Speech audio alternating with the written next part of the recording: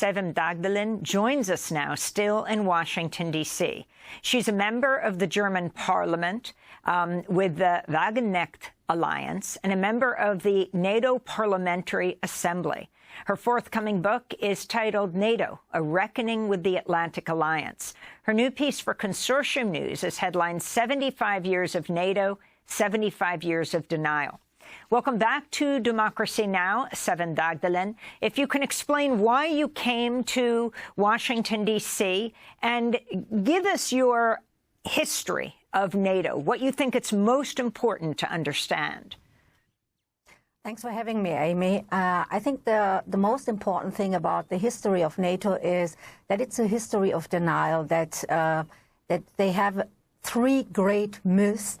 The first is that it is a defense alliance, and at least after 1999, with the aggression against the Federal Republic of Yugoslavia, we know it is a war alliance. They breached the international law. They were bombing Belgrade 79 days, even television stations, the Chinese embassy, and 20 years of war in Afghanistan. The aggression against Iraq, the aggression 2011 against Libya, that shows us this is just a lie with a defensive alliance.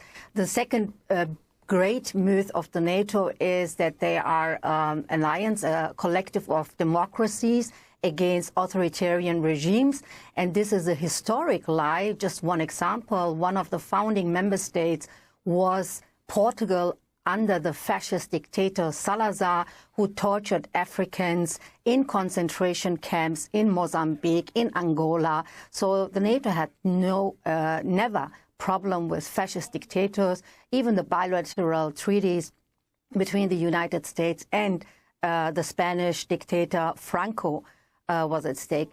And the third great myth of the NATO is that they are an alliance of values and human rights.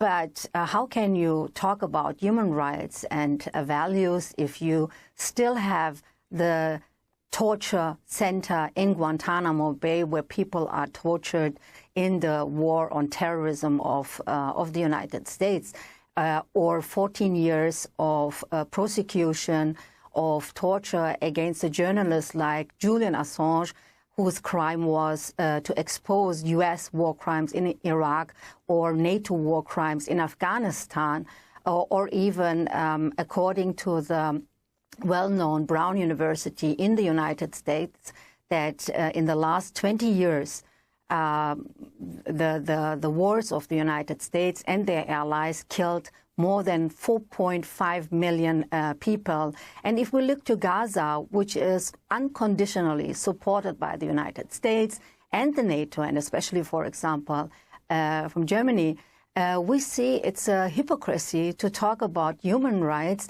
if they are complicit to all the crimes done by the Israeli government. I mean, killing 15,000 children in Gaza, you cannot justify that with of course, the legitimate right of self-defense, but this war with more than 15,000 dead children is not an act of self-defense anymore, and the NATO is complicit to this war. So we do have this great myth, and I think it was about time on the 75th anniversary to do a reckoning with all these crimes.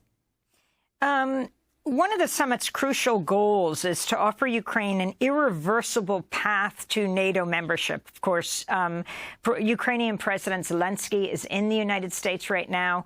How sustainable is NATO's continued military support for Ukraine? Do you see it getting in the way of any kind of negotiation that would end the war?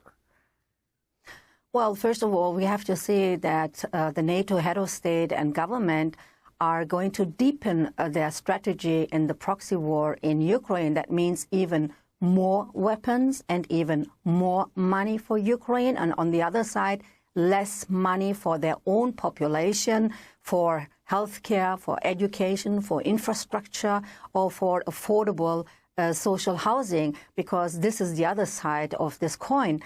That they have social cuts on the other side to finance this money going to Ukraine and the weapons.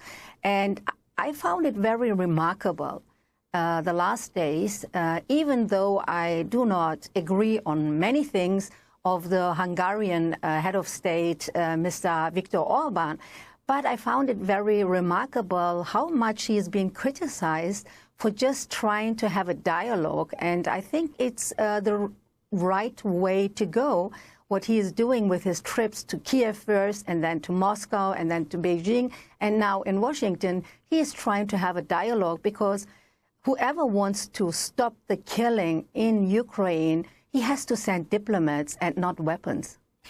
Let me ask you about Germany, where you are from. You're a member of parliament there. The U.S. is the largest arms supplier to Israel. Germany is the second largest arms supplier.